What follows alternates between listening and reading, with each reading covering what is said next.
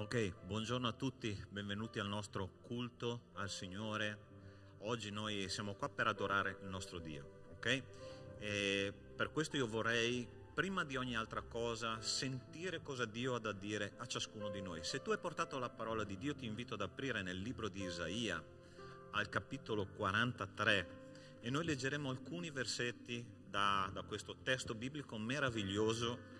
Qua il Signore sta parlando al popolo di Israele, ma è importante che noi capiamo una cosa, che quando Dio parlava al popolo di Israele nell'Antico Testamento, per estensione noi siamo il nuovo Israele di Dio, perciò lo dice sicuramente anche a noi oggi.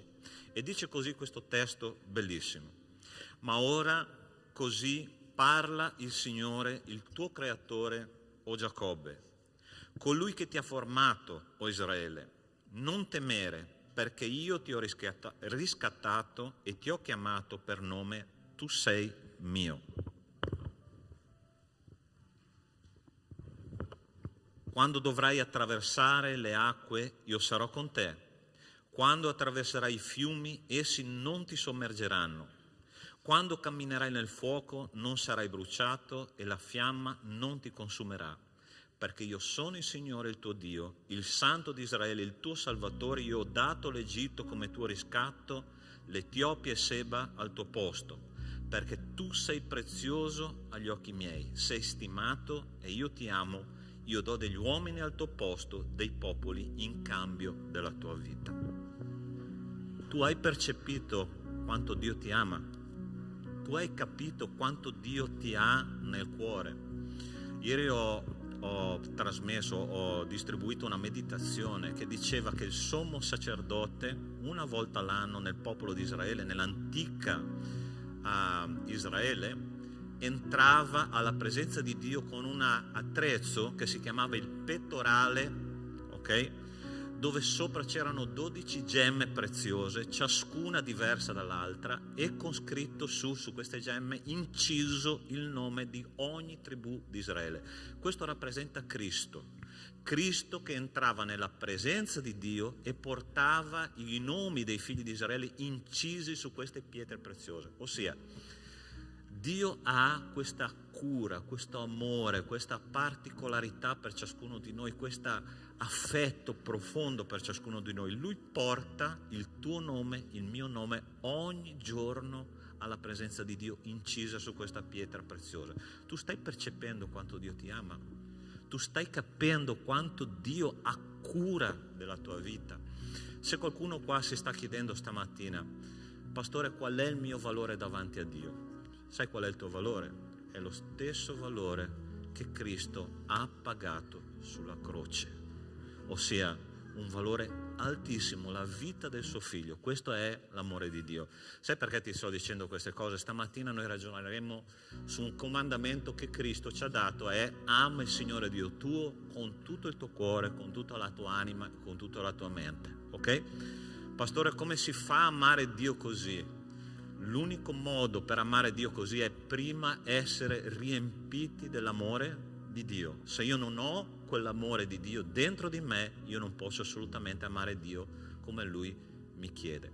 Tu conosci Cristo? Se tu conosci Cristo, potrai dire: Signore, io posso amarti così perché io ti conosco di persona. Ok? Preghiamo, alziamoci in piedi e preghiamo che il nostro Signore oggi ci parli, ci dia quel cibo per la nostra anima. Io sono sicuro che il gregge di Dio è venuto qua.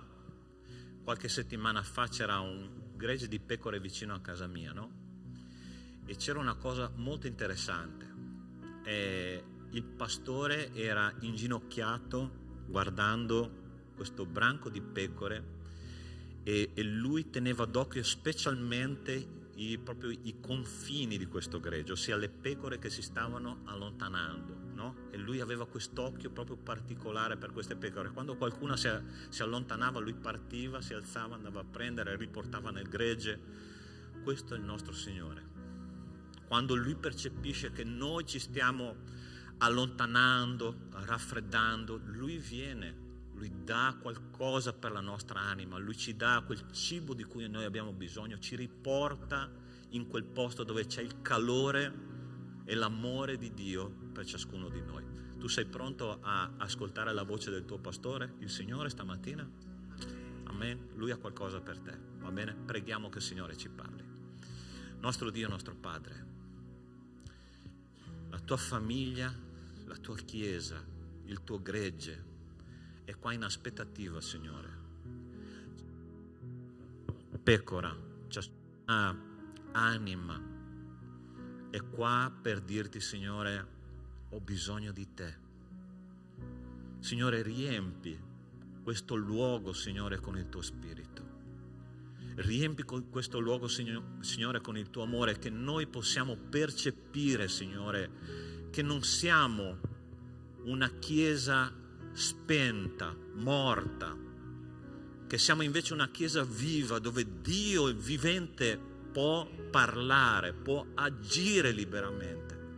Signore, ti chiedo nel nome di Cristo Gesù, il Signore, il nome che è al di sopra di ogni altro nome, che questa mattina, come le mura di Gerico un giorno sono crollate, nel nome di Cristo Gesù io ti chiedo che le barriere nel nostro cuore possano crollare stamattina nel nome di Gesù, e che il tuo spirito riempia ogni cuore qui. Signore, trova delle persone sincere, Signore, stamattina. Trova delle persone aperte stamattina. Guidaci, Signore, a pascoli verdeggianti. Abbiamo bisogno della tua guida, Signore. Abbiamo bisogno di te. Che la tua presenza qua regni nel nome di Cristo Gesù, e che neanche uno spirito maligno possa avere nessuna breccia qua nel nome di Cristo Gesù. Noi rifiutiamo l'opera del maligno e proclamiamo il corpo di Cristo vincitore sulle cose della vita nel nome di Cristo Gesù. Amen. Amen. Sei pronto per lodare il Signore? Amen. Gloria a Dio.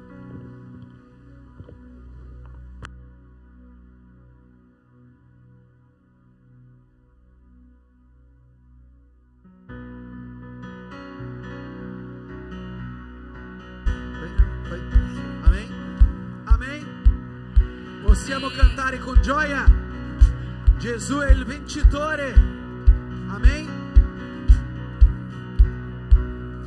Viviamo lotte e provocazioni, chiediamo forza nella tentazione, dichiariamo tu sei il Signore. Cantiamo insieme. Infermità, danni e dolore, chiediamo cura, il consolatore.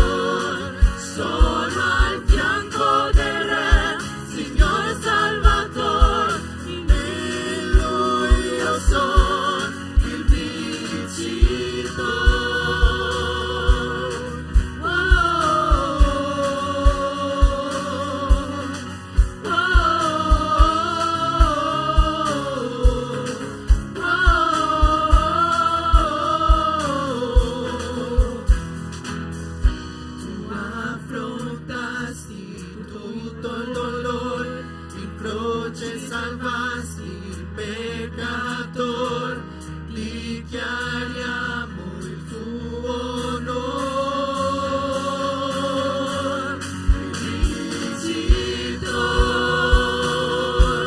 Il vincitor, Gesù Cristo morì, ma risuscitò e vive in noi.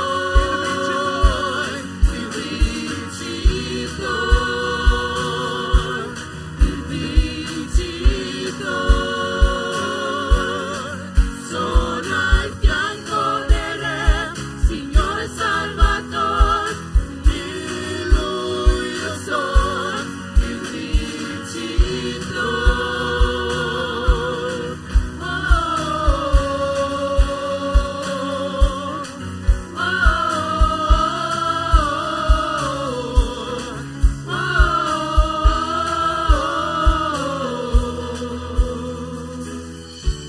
Possiamo innalzare un alleluia adesso? Amen. Amen. Cantiamo. Innalzo un alleluia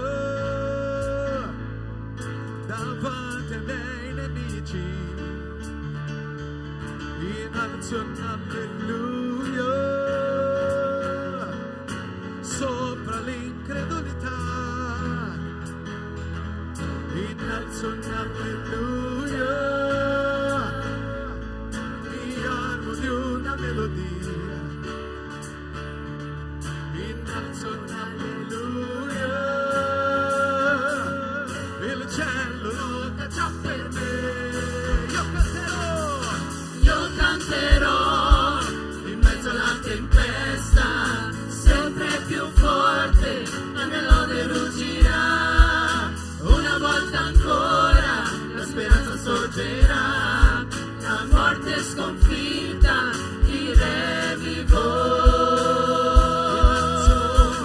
Innalzo un alleluia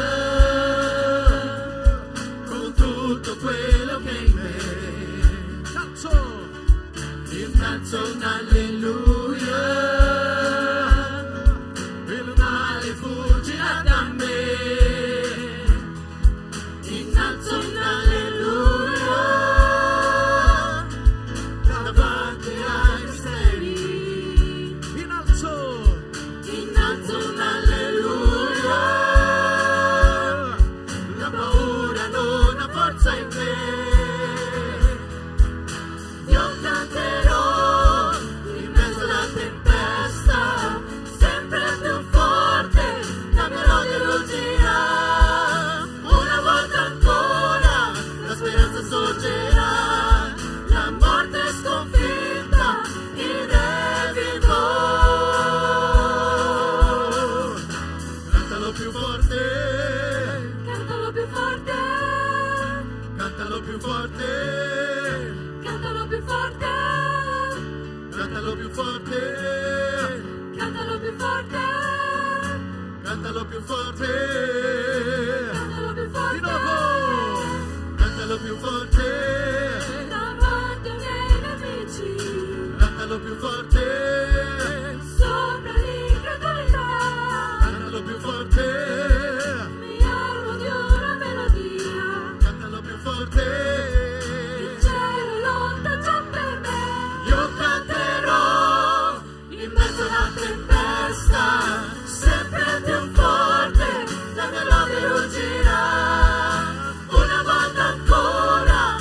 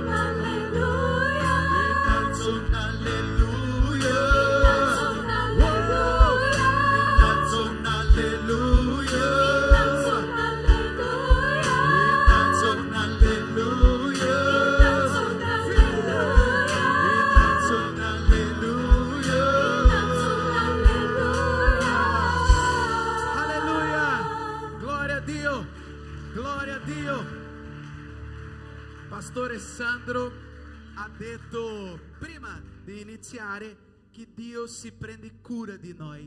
Dio è un padre, un buon padre. È di questo padre che stiamo parlando oggi. Questo prossimo canto parla di un padre amorevole, di un padre presente, un padre che non ci lascia soli. È di questo padre oggi che stiamo parlando. Amen. In Giobbe 42:5 c'è un versetto che dice: il mio orecchio aveva sentito parlare di te, ma ora l'occhio mi ti ha visto. Giobbe aveva detto che conosceva Dio solo di sentire. A volte può darsi che anche con noi conosciamo Dio solo di ascoltare, di sentire, o conosciamo quello Dio solo della parola. Ma questa canzone parla di un Dio che è qua oggi, al tuo fianco. Dio è qua oggi, questo padre è qua oggi. Molte persone hanno bisogno di un padre. La buona notizia è che questo padre già è qua. Amen. Cantiamo questa canzone con gioia di questo padre che puoi abbracciarti oggi. Non sei solo, Dio è qua. Amen.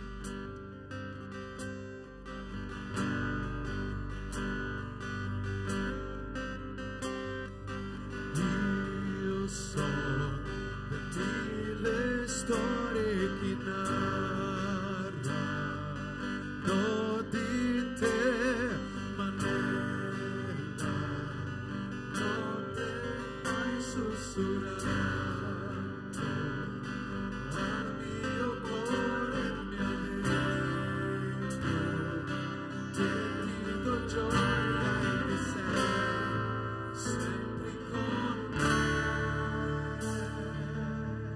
Dio, Tu sei un buon padre, tu lo sei, tu lo sei, tu lo sei, sono amato da te, sono io, proprio io. Ho visto molti cercare risposte,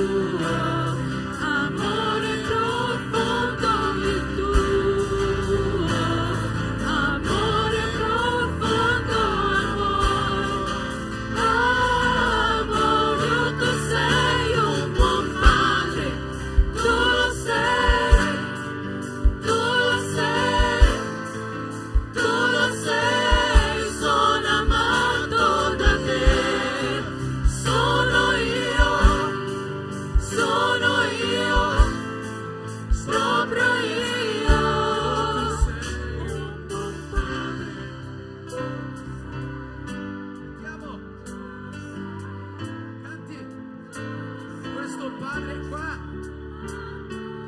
per abbracciarti. Proprio io, tu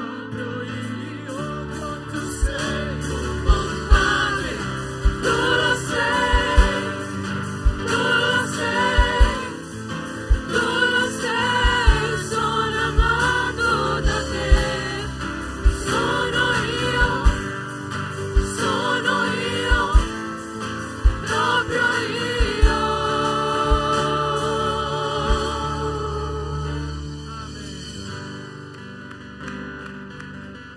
Gloria a Dio, questo buon Padre meraviglioso, perfetto in ogni sua via. Amen, cantiamo.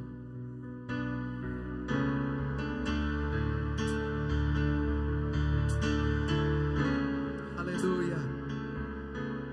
Tu mi hai chiamato, Signore. Mi hai chiamato sulle acque, verso l'ignoto, so che affonderei.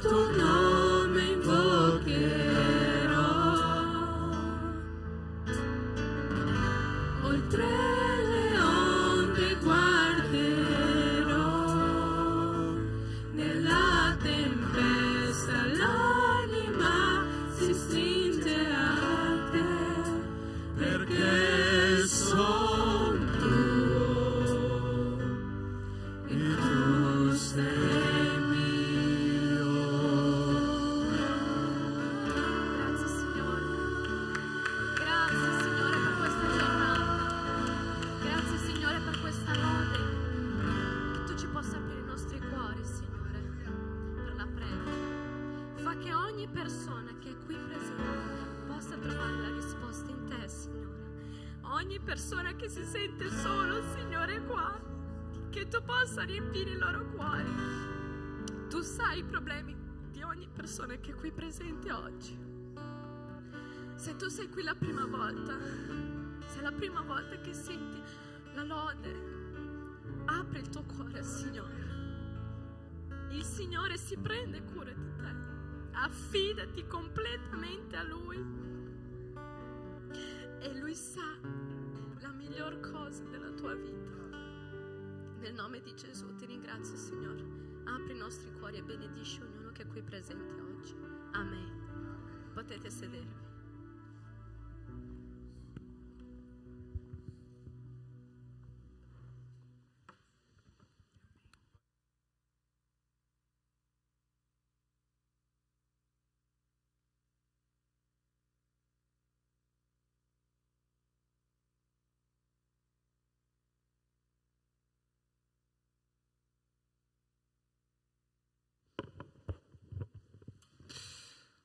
Ok, i bambini possono uscire.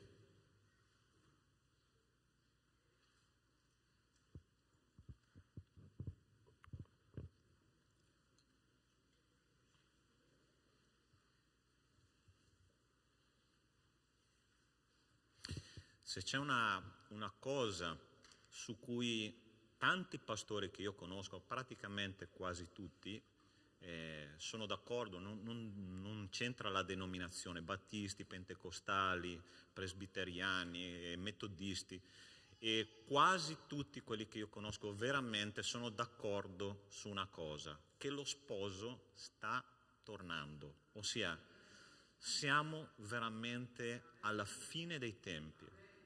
E c'è una cosa che sicuramente lo sposo chiede alla sua sposa, che è la Chiesa, che lo ami con tutto il suo cuore. Dio non accetterà qualcosa di meno dell'amore che noi dobbiamo avere per il nostro Signore, ma non amore secondo i nostri parametri, amore secondo i parametri di Dio, che sono molto più alti di quello che noi pensiamo e sentiamo nella nostra mente. La parola di Dio dice in Matteo 22:37: ama il Signore Dio tuo con tutto il tuo cuore, con tutta la tua anima e con tutta la tua mente. Questo è il grande e primo comandamento. C'è un altro testo in Matteo capitolo 10, 37 e 38, dice: chi ama padre e madre più di me non è degno di me, e chi ama figlio o figlia più di me non è degno di me. Chi non prende la sua croce e non viene dietro a me non è degno di me. Pastore, come si fa ad amare in questo modo? Se io sono sincero con me stesso, la cosa che mi viene subito in mente è la parola impossibile. Come si può amare Dio al di sopra di figlio, figlia, marito, nipoti, affetti familiari? Come posso amare, come ogni fibra del mio corpo può amare il Signore Dio fino alla fine dei miei giorni? La parola è impossibile, ma noi vedremo che Dio non ci chiede delle cose impossibili, ma devono succedere e non succedono per caso. Dobbiamo cercare queste cose che succederanno nella nostra vita se vogliamo, che ci porteranno ad amare il Signore con tutto noi stessi. L'amore di Dio è un amore esclusivo, ok? Esclusivo, non è inclusivo, è esclusivo, è solo per me e per te. Dio ama con tutto se stesso, ma Lui vuole che anche noi amiamo con tutto noi stessi Lui, ok? Preghiamo che il Signore ci parli questa mattina.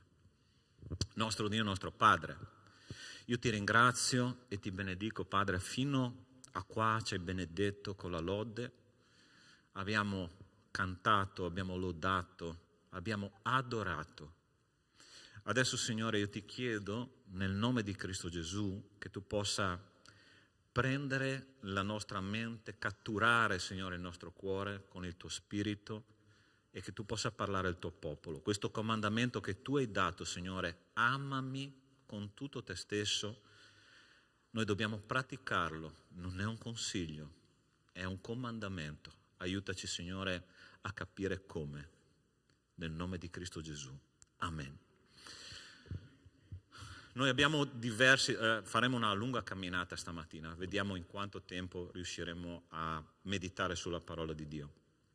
E ci sono alcuni must, alcuni obblighi, se così possiamo chiamarli, per amare il Signore, che non possiamo escluderli dalla nostra vita. Ossia, come ho detto prima, devono succedere delle cose importanti nella nostra vita affinché noi possiamo sperimentare questo amore radicale per il Signore. E il primo punto che considereremo stamattina dice così: non possiamo amare Dio se non siamo nati di nuovo.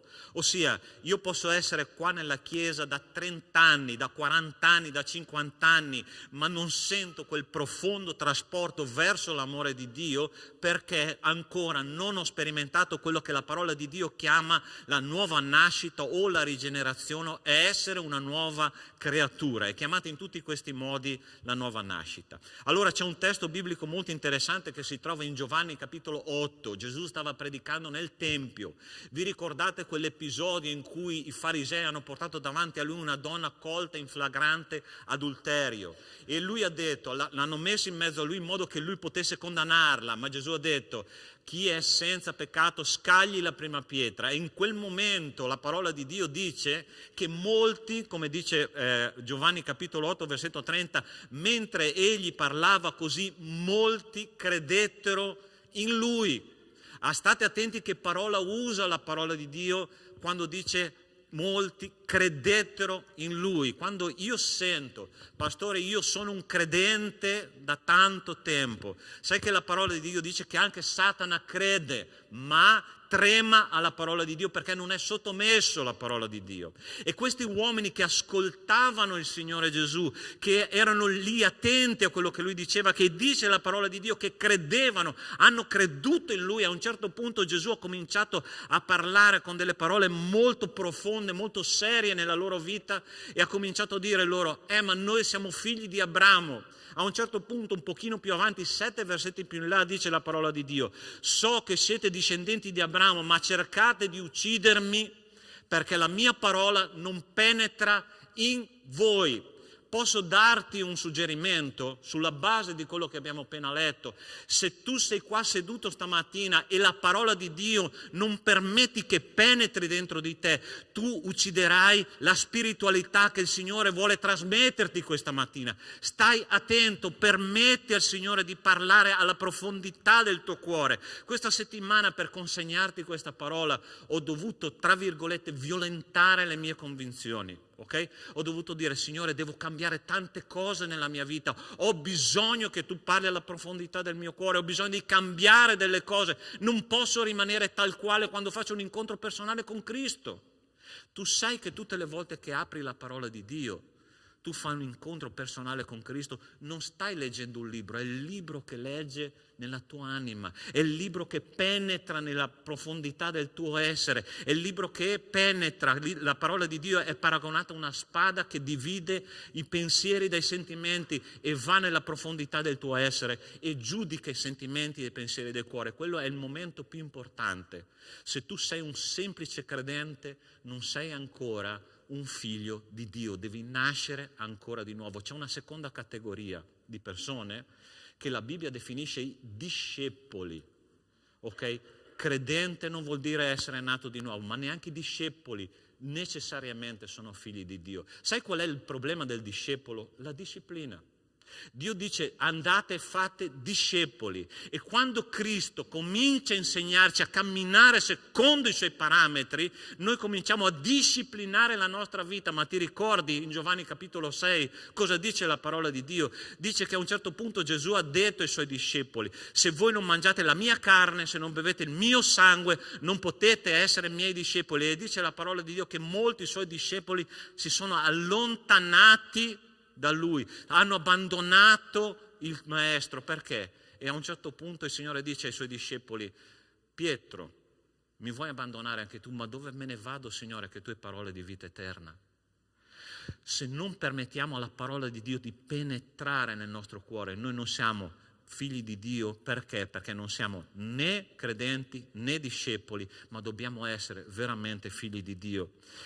Guarda che cosa dice la parola di Dio, sempre un pochino più avanti al 42, se Dio fosse vostro padre mi amereste perché io sono proceduto e vengo da Dio, infatti io non sono venuto da me ma è Lui che mi ha mandato. Se Dio fosse vostro padre voi mi amereste. Pastore, io non sento quel trasporto, non sento quell'amore profondo per il Signore. Sì, vengo, ascolto, mi piace, faccio un sacco di cose nella Chiesa, ma quell'adorazione, quella profondità del mio rapporto personale con te ancora non c'è. La risposta è qua nella parola di Dio radicale che dice: se voi foste miei figli, se io fossi vostro padre, voi mi amereste. Significa che lo Spirito di Dio non è ancora dentro di te, e allora ti consiglio di fare una cosa.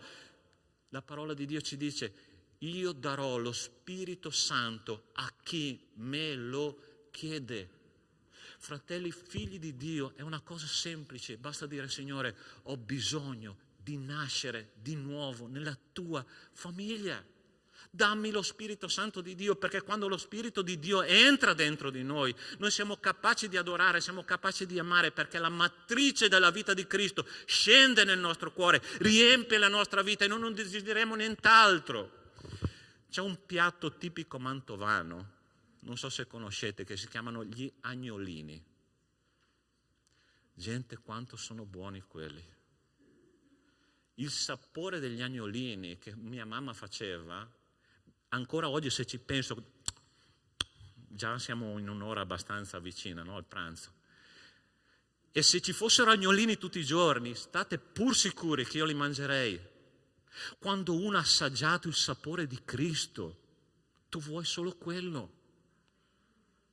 Tu vuoi solo quello, perché quello è un amore talmente profondo, talmente radicale e talmente perseverante nella tua vita. Tu sai che Dio crede in te molto più di quello che tu credi in te stesso.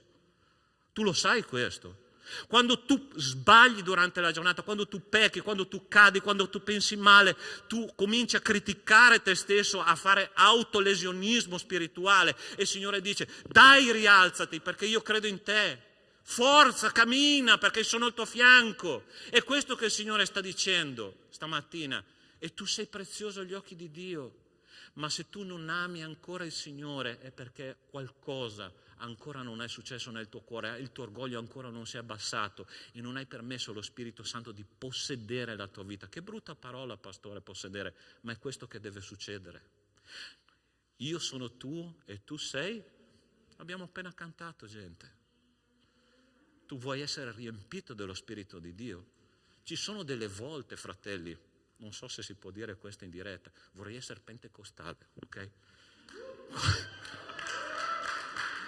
Ma non per non essere battista, ma perché lo Spirito Santo di Dio mi sta...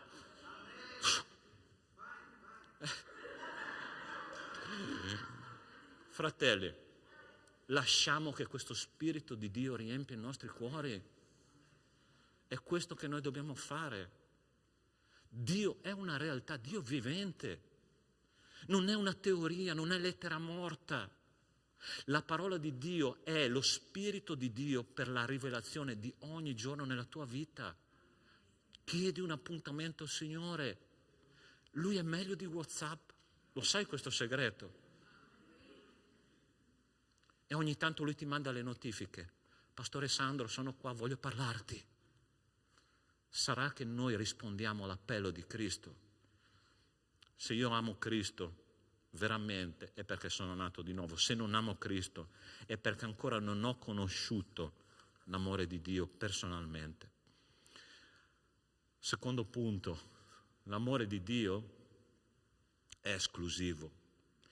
Esclusivo, non inclusivo. Ti ricordi quando Gesù dice: quando tu prega, entra nella tua cameretta e chiudi la porta, escludi il mondo e guardami negli occhi, guardami in faccia. C'è una canzone bellissima che è stata tradotta anche in italiano, è una canzone di origine portoghese, brasiliana. Vem figlio amado, vem come você está. Vieni figlio amato, vieni come tu sei. Chiudi la porta perché io voglio parlare con te. È un testo biblico questo meraviglioso, l'amore di Dio esclusivo. Gesù stava passando per la città di Gerico, ok? E qualche secolo prima le mura erano crollate, ma Gesù voleva far crollare delle altre mura, che erano le mura del pregiudizio umano, ok? Le mura dell'orgoglio umano. E Gesù passava in mezzo a una folla incredibile, grande, e a un certo punto, quando Gesù giunse in quel luogo, stai attento a cosa dice questo testo, una storia conosciutissima. Alzati gli occhi gli disse: Zaccheo, scendi presto, perché oggi devo fermarmi a casa tua. Devo arrivare nella tua casa e avere un rapporto personale con te.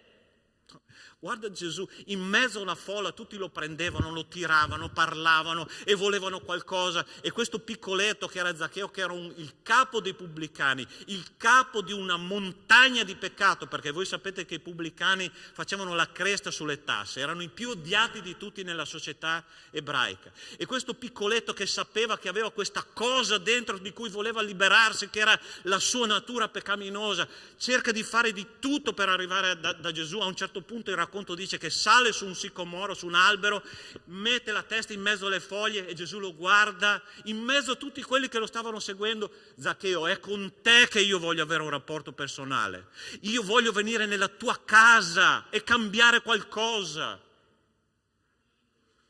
Posso dirti una cosa? Cristo è esclusivo.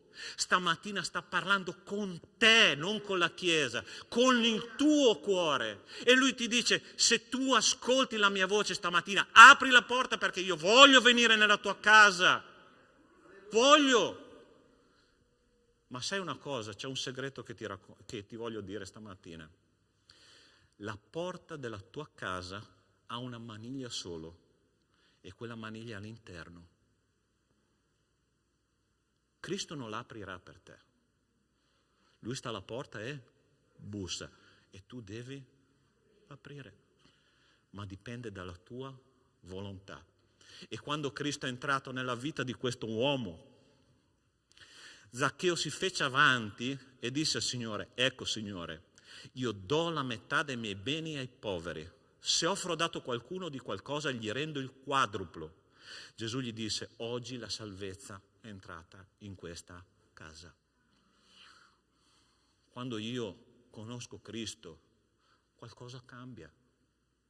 Quest'uomo che aveva fatto del guadagno dei soldi la sua esistenza, il fondamento della sua famiglia e della sua vita, lui ha detto: mi libero di questo, perché io ho conosciuto colui che volevo da sempre conoscere, e lui mi darà tutto di quello di cui io ho bisogno. È questo che fa il Signore, ma noi dobbiamo aprirgli la porta. L'amore di Dio è esclusivo. Tu che sei seduto lì in mezzo alla folla, cerca in tutti i modi di andare a vedere dov'è Cristo. Signore, voglio anch'io, perché il Signore ti sta dicendo: io voglio e devo entrare nella tua casa. Gente, i tempi sono stretti, non dire di no al Signore. Non dire di no al Signore, perché Lui ti ama profondamente e tu devi aprirgli il cuore, ma dipende da te. L'amore è esclusivo. C'è un altro punto che vorrei considerare insieme a voi. L'amore è un sentimento perfetto. Questo è un testo, anche questo molto conosciuto, che si trova nella lettera ai Filippesi dell'Apostolo Paolo, e dice: abbiate in voi lo stesso sentimento che è stato in Cristo Gesù, il quale, pur essendo in forma di Dio, non considerò l'essere uguale a Dio qualcosa a cui aggrapparsi gelosamente, ma svuotò se stesso, prendendo forma di servo, divenendo simile agli uomini, ed essendo trovato nell'esteriore come un uomo, abbassò se stesso, facendosi ubbidiente fino alla morte e alla morte di croce. C'è anche l'altra parte che dice: ed è per questo che Dio lo ha sovranamente innalzato e gli ha dato un nome che è al di sopra di ogni altro nome, affinché nel nome di Gesù si pieghi ogni ginocchio nei cieli, sulla terra e sotto la terra, e ogni lingua confessi che Gesù Cristo è il Signore, alla gloria di Dio Padre. Ossia, Cristo, prima di incarnarsi, hai letto che cosa c'è scritto lì? Ha provato un sentimento profondo di compassione, di amore per l'essere umano, e questo sentimento gli ha provocato azione conseguente che è quella dell'incarnazione, ossia il Dio infinito ha cominciato con un sentimento e si è rinchiuso in un corpo limitato per venire a fare cosa? Per mostrare il suo amore per me e per te. Questa settimana ho ascoltato, era una predica che ho ascoltato tanto tempo fa, ma l'ho riascoltata questa settimana, me l'ha inviata una mia amica, di un pastore che si chiama David Wilkerson, un pastore fantastico che è morto qualche anno fa. E lui diceva così, molto interessante: lascia che io ti insegni qualcosa. In 50 anni di ministero, lui ha passato più di 50 anni predicando la parola di Dio in tutto il mondo, pastore molto conosciuto, un uomo di Dio fantastico. Lui ha detto: se c'è qualcosa che veramente funziona nel ministero pastorale, ma in ogni ministero, è quando una persona comincia a sentire sentimenti profondi per la necessità delle persone che stanno intorno a voi. E questo sentimento si chiama angoscia. E lui diceva: dove sono le persone che provano angoscia per le persone fuori che stanno andando all'inferno? Le persone che si drogano, le persone che si prostituiscono, le persone che giocano d'azzardo, le persone che hanno vizi. Dove sono i figli di Dio che mettono le ginocchia per terra e cominciano a piangere?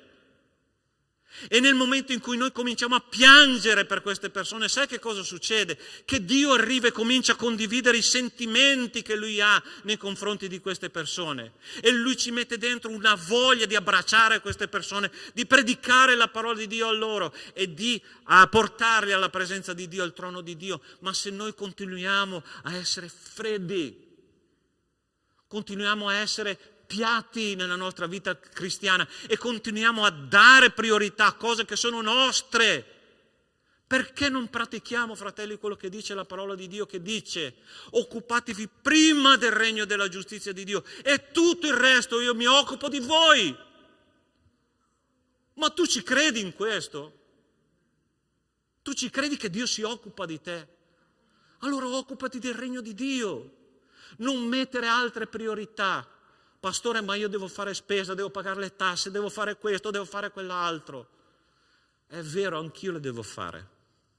Ma ho imparato a fare una cosa, che la prima cosa che io faccio la mattina, appena apro gli occhi, è apro la parola di Dio e dico: Signore, se io sto qua nella tua presenza e io ascolto quello che tu hai da dirmi, la mia vita cambia. E come cambia, gente? E come cambia? Perché Dio cambia la mia mente e mi fa capire quali sono le priorità nella mia vita. Scarta tutto quello che è secondario, fallo dopo, ma prima stai alla presenza di Dio e vedrai come Dio comincia a condividere dei sentimenti profondi per i perduti, profondi per quel giovane che non si ravvederà e che andrà all'inferno. Quante volte io e mia moglie abbiamo pianto nel ministero che Dio ci ha affidato? Quante volte? Ma tutte le volte Dio veniva e ci dava la via d'uscita e Dio poteva così investire nelle nostre vite in modo che noi potessimo investire nelle vite degli altri. Quante cose che il Signore ha fatto attraverso di noi. Tu vuoi vedere un Dio vivo che opera nella tua vita, sì o no? Metti le tue ginocchia per terra e comincia a piangere per il ministero che il Signore ti ha affidato, per le persone vicino a te. Vedrai come Dio ti disturba. Forse ti alzerà anche alle 3 di notte, ok? È già successo diverse volte. E ti dirà: alzati, mia sposa, vieni alla mia presenza, perché è ora che noi facciamo qualcosa insieme.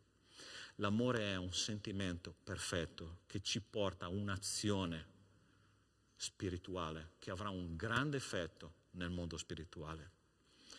Abbiate in voi lo stesso sentimento che è stato in Cristo Gesù. C'è un altro punto che dice: l'amore è fatto di atti concreti e radicali. L'amore non è solo un sentimento, l'amore è azione, è Cristo in azione nella tua vita. Questa storia è meravigliosa. Gesù era in casa di un fariseo che l'aveva invitato a pranzo, ok? E questo fariseo aveva organizzato un bellissimo pranzo con tutti i cibi prelibati. Una donna, probabilmente, alcuni teologi sono in disaccordo, ma probabilmente era Maria Maddalena, ok? Che era stata liberata da Cristo da 7 demoni, dice la parola di Dio, ok? E questa donna, che ovviamente era famosa in quel paese, come una peccatrice radicale, quando ha sentito che Gesù era tornato nelle sue zone, lei era fuori dalla casa, ma ha detto: io vado perché devo fare qualcosa per Cristo. E dice così il testo: ed ecco una donna che era in quella città, una peccatrice, saputo che egli era a tavola in casa del fariseo, portò un vaso di alabastro pieno di olio profumato e stando in piedi, ai piedi di lui, di dietro, piangendo, cominciò a rigargli di lacrime i piedi e li asciugava con i suoi capelli, e egli baciava e ribaciava i piedi e ungeva con l'olio. Al versetto 47 dice: perciò io ti dico, questo è Cristo che parla di lei, i suoi molti peccati le sono perdonati perché ha molto amato, ma colui che poco è perdonato, poco ama. Questa donna che aveva questo olio profumato di nardo, ok? Un olio che cresce, che deriva da una pianta che cresce alle pendici dell'Himalaya. La parola di Dio dice che costava circa 300 denari. Sapete che cosa significa questo? Sono 300 giorni di paga di un operaio, okay? Quasi un anno di paga di un operaio. Questa donna che cosa ha fatto? Ha preso questo vaso di alabastro, che era un altro contenitore preziosissimo, ok? È un tipo di marmo. Dice la parola di Dio che lei ha spezzato questo vaso di alabastro, ossia per dire: io non voglio che per me rimanga niente, spezzo questo vaso, verso questo olio che costa un sacco di soldi, ma lo faccio per il mio Signore. Un gesto radicale che lei ha perso tutto un sacco di soldi con questo nardo che poteva vendere. Qualcuno nel gruppo degli apostoli che si chiamava Giuda, tu conosci? Ha detto: ma questo vaso, questo olio si poteva usare per i poveri.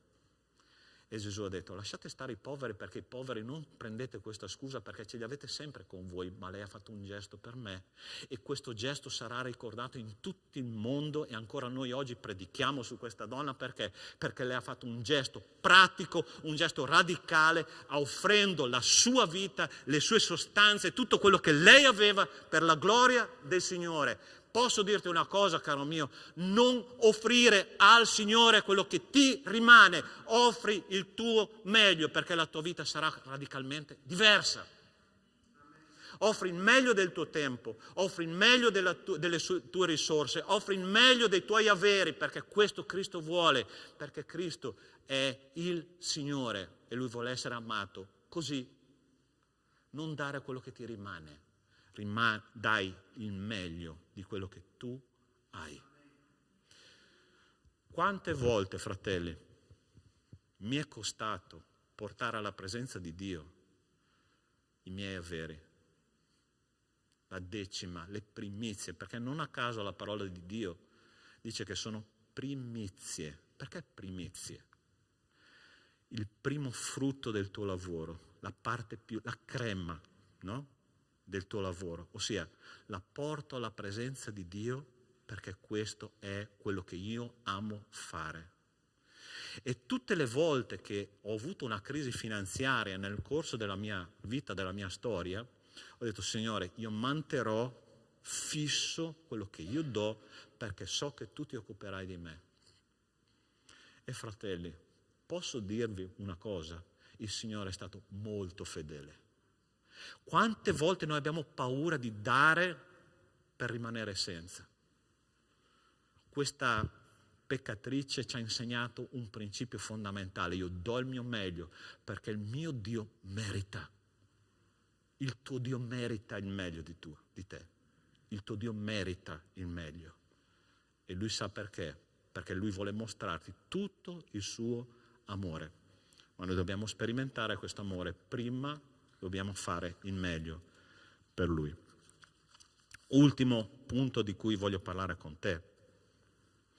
L'amore per Dio si identifica con l'amore per la sua Chiesa.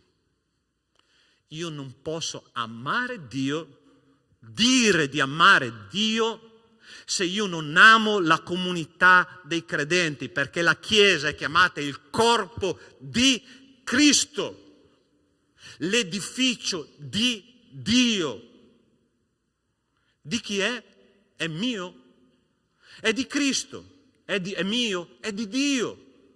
E la parola di Dio ci dice, Matteo 25,40, in verità vi dico che quando l'avete fatto a uno di questi minimi fratelli, lo avete fatto a... Quando io porto una parola di conforto, quando io porto una parola di edificazione, maledette le lingue che dividono la Chiesa, ok? Maledette le lingue che dividono e pettegolano nella Chiesa, perché stai facendo male alla sposa di Cristo e Cristo si prenderà cura di te, caro mio o cara mia. Stai attento a quello che fai, perché la sposa di Cristo ha l'abito bianco, non spruzzargli dell'inchiostro nero sopra, ok? Perché la sposa appartiene a Cristo. Attento a quello che fai o attenta a quello che fai. Ti ricordi quando Gesù ha parlato con l'Apostolo Paolo quando si è convertito in Atti capitolo 9? Cosa il Signore ha detto a Paolo? Ha detto: Paolo, Saulo, Saulo, perché mi perseguiti? Tu stai capendo come Cristo si identifica con la Chiesa? Tu stai capendo come Cristo si identifica con ciascuno di noi? Quando io faccio male alla Chiesa, io faccio male a chi? A Cristo, ferisco il corpo di Cristo, ferisco Lui e io devo stare molto attento. Se uno dice, prima Giovanni capitolo 4 versetto 20, se uno dice io amo Dio ma odia suo fratello, pastore, ma io non odio nessuno. Sai in questo caso cosa significa la parola odio? Semplicemente allontanarsi, ossia non avere un rapporto. È bello nella Chiesa avere amici? Chiaro che sì. È bello avere amici, ma attenzione, ci sono dei fratelli che hanno bisogno della tua presenza, hanno bisogno del tuo servizio. E non c'è un globulo rosso nel corpo che non giri per tutto il corpo per portare ossigeno a ciascun organo del corpo. Se tu ti rimani lì esattamente dove sei, non ti muovi mai, non ti preoccupi delle persone che non conosci, ti lancio una sfida. Vai a fare un saluto a una persona che non conosci. Vai a dare un abbraccio, non posso dirlo. Vai a dare una parola a una persona che non conosci, perché è questo che noi siamo chiamati a fare, a benedire. Il popolo di Dio è chiamato a benedire la Chiesa. Sì o no, fratelli? Sei d'accordo con me? Lascia la tua comfort zone. Esci dal tuo recinto e vai a benedire quelle persone che hanno bisogno della tua presenza. Supera qualche barriera culturale. Guarda, fratelli, io mi ricorderò sempre quella esperienza che ho fatto quando sono andato in Brasile nel 2013. Okay? Sono partito. Interessante che quando sono partito ero da solo, okay? Intanto dovevo andare in Brasile, in un paese dove non conoscevo niente, okay? Di lingua, di cultura, per sentito dire, un po' per esperienza personale, ma sai, un brasiliano qua in Italia e un brasiliano in Brasile sono due robe diverse, ok? Vero o no, Claudia? Bene, parto e cosa succede? Appena arrivo nel primo scalo aereo, il volo per il Brasile viene cancellato per un nubifragio. Mi trovo in Germania, ok? Che per un italiano tu sai com'è. Da solo, sapendo poche parole di inglese, di notte, ok? E dovevo spiegare che dovevo andare là in Brasile, ma il mio volo era stato cancellato. Allora c'è stata tutta una traversia. Ho detto, Signore, questo è il momento proprio di essere pentecostale, insegnami le lingue perché ho bisogno. Ok. finalmente riesco a trovare una persona che mi capisce, parto, vado là nel Brasile e arrivo là in Brasile. E gente, io sono stato ospite per una 3 settimane circa, in casa di un avvocato. Voi sapete come sono gli avvocati parlano. E io, sapete, facevo come quei pappagalli che, sì, ok, grazie, sì, va bene. Ho detto, Signore, io ho 2 opportunità qua, ho due opzioni. La prima, o soccombo, ok, o ci resto secco, oppure imparo qualcosa. E il Signore mi ha dato una strategia, mi ha detto, ok, adesso tu fai una cosa, ti fai accompagnare a una libreria cristiana, comprerai un libro in portoghese e comincerai a leggere in portoghese. Ok, mentre io ero là, che cosa facevo? Leggevo in portoghese, aprivo il vocabolario, quando c'erano delle parole che non capivo, cominciavo a ingoiare, no? Ogni giorno un pochino di più. Fratelli, dopo una settimana cominciavo già a fare qualche pensiero in portoghese. Dopo 15 giorni ho dato una piccola testimonianza, circa 10 minuti in una chiesa, tutto in portoghese. Dopo 30 giorni, sono stato là 40 giorni, dopo 30 giorni ho predicato 30 minuti in un culto giovani e penso che abbiano capito, perché su 100 giovani circa 90 sono venuti davanti all'appello. Ok? Ma questo per dirti cosa? Per dirti che noi dobbiamo identificarci con i figli di Dio, perché Cristo si è identificato con la nostra natura e ha amato quello che noi siamo, e la stessa cosa dobbiamo fare noi come figli di Dio. Dobbiamo entrare nella vita degli altri, identificarci con gli altri, amare la Chiesa, perché amare la Chiesa è amare Cristo. E se io non amo la Chiesa, non amo Cristo e faccio del male al corpo di Cristo, e Cristo si prenderà cura di questa cosa. Cristo non lascia in sospeso niente, ok? Fratelli, avete capito cosa vuol dire amare il Signore? È tutta questa roba qua che abbiamo dietro le spalle. Dobbiamo fare dei cambiamenti, ok? Dare di più. C'è una canzone vecchia italiana, si può dare di più, si può. Dobbiamo lasciare spazio allo Spirito di Dio. Dobbiamo permettere al Signore di guidare la nostra vita. Dobbiamo dare il meglio per Lui, ok? Se tu vuoi i versetti che sono stati usati, là ci sono, nel computer registrati, puoi scaricarli, puoi chiedermi a me, non c'è nessun problema. Ma non andare a casa senza portare a casa quello che io ti ho lasciato stamattina, quello che il Signore ha lasciato a me, te l'ho passato esattamente così com'era, ok? Io vorrei pregare insieme a te stamattina. Vogliamo essere una chiesa dove il Signore si manifesta in mezzo a noi, sì o no? Tu hai sentito che il Signore si è manifestato stamattina? Amen? Ok, tu vuoi tutti i culti così? Il culto non dipende solo dal pastore, sai? Il culto dipende da ciascuno di noi. Quando tu arriverai qua con un cuore aperto, lo Spirito fluisce. E lascia che lo Spirito fluisca. Tirati da parte e lascia che il Signore prenda il suo posto nella tua vita. Amen? Io voglio pregare insieme a te. Intanto invito anche il gruppo di lode.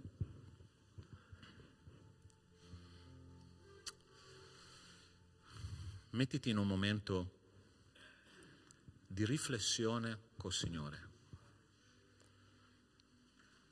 Il Signore ha seminato in noi attraverso i canti, attraverso la parola di Dio. Fra poco seminerà anche attraverso le nostre primizie. Ma noi dobbiamo permettere a questo seme che Lui ha piantato in noi di maturare. E questa è la nostra parte. Questo lo dobbiamo fare noi. Dobbiamo annaffiarlo. Non dobbiamo coprirlo e pestarlo. Dobbiamo lasciare che Lui cresca e alimentare questa pianticella che dentro di noi vuole crescere. Nostro Dio, nostro Padre, ti ringraziamo e ti benediciamo per il tuo Spirito Santo di Dio, lo Spirito Santo che ci ha sigillato E questa assicurazione per noi di vita eterna. Noi chiuderemo i nostri occhi, Signore, e restituiremo la nostra anima a Te. Ma se abbiamo lo Spirito Santo di Dio saremo con Te per l'eternità. Io ti chiedo, Signore, nel nome di Cristo Gesù, stamattina Tu hai fatto un'opera. In questo momento ti chiedo nel nome di Gesù, se ancora qualcuno sta resistendo alla nuova nascita, ti chiedo nel nome di Cristo Gesù, in questo momento aiutalo a abbassare o aiutalo a abbassare le difese dell'orgoglio e di permettere allo Spirito Santo di farlo nascere di nuovo, Signore, per favore. Se c'è qualcuno qua che stamattina ha bisogno di stringere di nuovo il patto, un patto di collaborazione con Te, che ha perso, Signore, quello splendore, quel brillo, io ti prego nel nome di Gesù che Tu possa risigillare questo patto e che Tu possa, Signore, farci crescere ancora e ancora e ancora. Tu hai sentito che la parola di Dio era per te? Se tu hai sentito che la parola di Dio era per me, stai dicendo: pastore, era per me questo messaggio. Io ti chiedo di alzarti lì dove sei, perché io voglio pregare per te, ok? Non vergognarti di quelli che ci sono a fianco, davanti, dietro. Semplicemente stai dicendo: Signore, io voglio. Amen, amen. Gloria a Dio, anche là dietro. Dio ti benedica. La tua vita è nelle mani del Signore. Ok? Sei in buone mani. Io sono venuto perché abbiano vita e vita abbondante. Dice così il Vangelo di Giovanni. Signore, io ti chiedo nel nome di Cristo Gesù che queste persone che hanno dato un passo verso di Te siano profondamente e grandemente benedette dalla Tua presenza e che il Tuo Spirito fluisca attraverso di loro e che la Tua voce, Signore, sia udita nel loro cuore, nella profondità del loro essere ogni giorno, Signore. Guidali del continuo. Dagli, Signore, la gioia, quella gioia profonda e incrollabile di fronte alle situazioni della vita, e non permettere che niente la tolga. Noi riprendiamo nel nome di Cristo Gesù ogni opera, ogni breccia del maligno e te li consegniamo nelle Tue mani. Portali a verdi pascoli nel nome di Cristo Gesù. Amen. Amen. Carissimo, carissima, Dio ti benedica. Che il Signore possa accompagnarti ogni giorno della tua vita, ogni giorno di più. Amen. Possiamo alzarci in piedi e continuiamo ad adorare il nostro Dio in un altro modo, cantando e offrendo. È questo che il Signore vuole da noi. Offri il tuo meglio, ok? Io so di mille storie che narrano di te, ma nella notte hai sussurrato al mio cuore benedetto.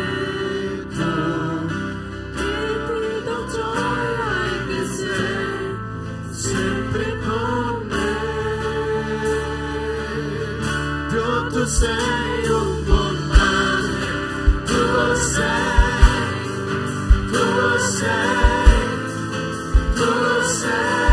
sono amato da te, sono io, proprio io. Ho visto molti cercare risposte lontano da te, ma so che ogni risposta proviene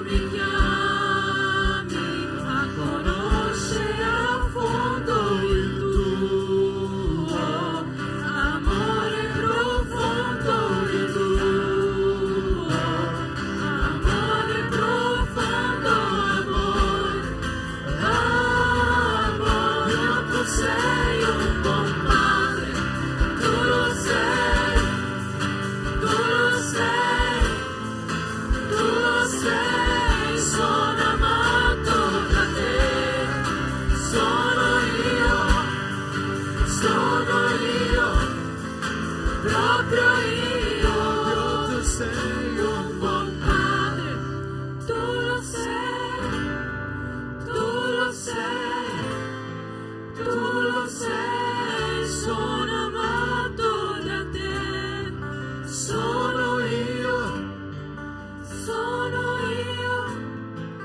proprio io.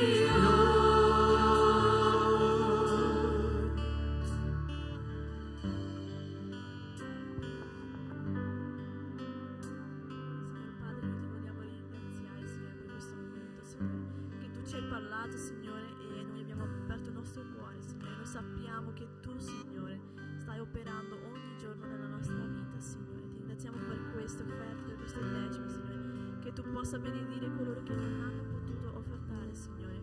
E tu sai, Signore.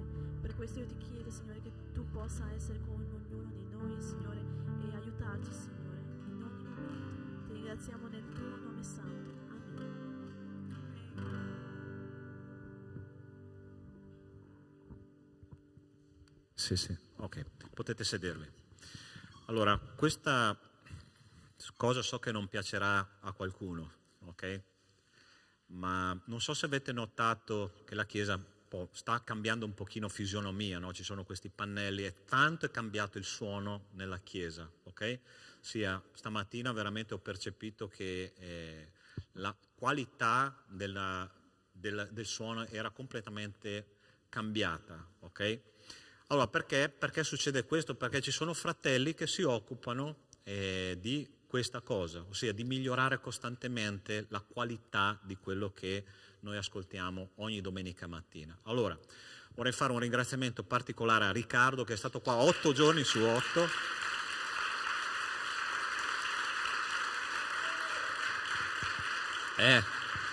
Ho detto che non ti sarebbe piaciuto, ma è un pastore ogni tanto deve dare l'incentivo a chi veramente merita, ok?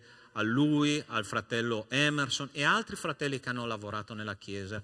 È stato un servizio meraviglioso, grazie ancora, Dio vi benedica. Ok? Qualche annuncio, fratelli, non mancate per favore ai vostri gruppi di studio, ai vostri gruppi di preghiera, perché è importante per la crescita nostra personale e di tutta la Chiesa. Tutti gli appuntamenti sono nei gruppi, ok? Vengono distribuiti ogni volta. Mi raccomando, noi pastori ci preoccupiamo ogni mattina di mandare una meditazione in tutti i gruppi. Se tu vuoi cominciare bene la giornata, pastore, ho poco tempo, mi alzo alle 5. Quando tu vai da casa tua al tuo posto di lavoro, hai 10 minuti per ascoltare qualcosa che sicuramente cambierà la tua giornata, ok? Perché la parola di Dio fa questo, va bene? Altra cosa, stiamo organizzando insieme alla nostra associazione, ok? Tutto un calendario di attività che verranno fatte durante l'anno nella nostra Chiesa, perché questa è una Chiesa che lavora, ok? Qua ogni giorno c'è una attività, patchwork, lavoro pastorale, c'è il corso di pittura, verrà fatto un corso sulle piante della Bibbia, giusto? Poi verrà fatto un corso di scultura di palloncini con un pastore che si chiama Alessandro, conosci qua? Insomma, organizzeremo un sacco di attività perché? Perché vogliamo dare, come abbiamo detto stamattina, il nostro meglio per il corpo di Cristo, ok? Per guadagnare qualche soldino, per riuscire a risollevare in qualche modo le finanze della Chiesa, ok? E dare proprio quello che noi abbiamo. Ti ricordi cosa ha fatto la vedova? Là nel Nuovo Testamento ha dato tutto quello che aveva, il Signore ha detto, lei ha messo tutto quello che aveva, a differenza di voi che avete dato quello che vi rimane. Se tu dai così, la nostra Chiesa sarà un deserto che fiorisce. Okay? Chiedi al Signore, cosa posso fare di meglio per te? Questa è la nostra domanda. Okay? Io penso di aver detto tutto, che il Signore ci benedica. Ok, Walter, vieni qua per favore, fai tu questo annuncio perché io sono negato. Buongiorno a tutti. Sì, allora come è scritto qui, invitiamo tutti i vecchi soci a rinnovare il tesseramento per l'anno 2022 e se qualcun altro vuole aggiungersi è benvenuto. Sono molte le attività, adesso come si diceva Roberta ci propone a cominciare dal prossimo aprile questo corso sulle piante della Bibbia. Ci sono molte piante che troviamo leggendo appunto i vari versetti della Bibbia, delle piante benefiche, ma anche delle piante che facevano del male. E impareremo a conoscere le une e le altre, sperando che ci possa portare anche giovamento. Ecco, per noi e per le persone che ci stanno vicine. Poi il pastore Sandro, sempre a cominciare dal mese di aprile, ci propone un corso di lavoro con i palloncini.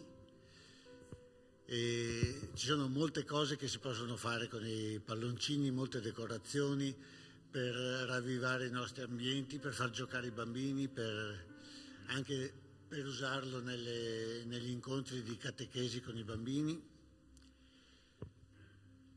E poi ci saranno degli altri corsi più avanti nel corso dell'anno. Ecco, se avete modo di parlarne anche con i vostri amici, conoscenti, parenti, tutti saranno ben accetti se parteciperanno. Grazie. Ok, quando avremo terminato il calendario che sarà definitivo, allora spediremo nei gruppi tutte le attività che noi faremo, ok? Cioè non è detto solo, ma sarà anche proprio sintetizzato in un documento, ok? Rubens. Prossimo venerdì alle 8, prova del coro. Voglio invitarvi alle 20, alle 20, tanta cosa. Prossimo venerdì alle 20, nostra prova del coro. Voglio invitarvi. Una cosa importante, abbiamo bisogno di voce maschile. Per favore, vieni a cantare. Stiamo preparando qualcosa per il compleanno della Chiesa che sarà prossimo mese. Non mi ricordo proprio la data. 20 marzo, forse la terza domenica, e abbiamo bisogno di voce maschile, ma anche le donne possono venire. Prossimo venerdì alle 20, puoi parlare con me alla fine e per favore vieni a cantare. Gli uomini, per favore, grazie. Ok. Possiamo alzarci in piedi e chiudiamo il nostro culto con una preghiera. Signore nostro Dio, grazie per quello che ci hai dato questa mattina, veramente cibo per la nostra anima.